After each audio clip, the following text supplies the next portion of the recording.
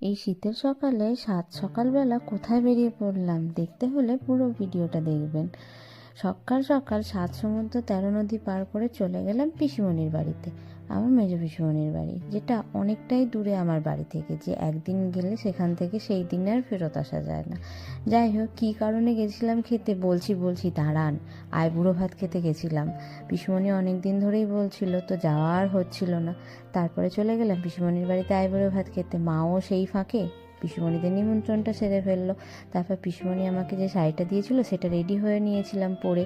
তারপরে পিসিমণি একটু আলতা পরিয়ে দিল, তারপরে আশীর্বাদ করলো, মিষ্টি খাওয়ালো, পায়েস খাওয়ালো একে একে সবাই মিলে। তারপরে বৌমণিও খাওয়ালো।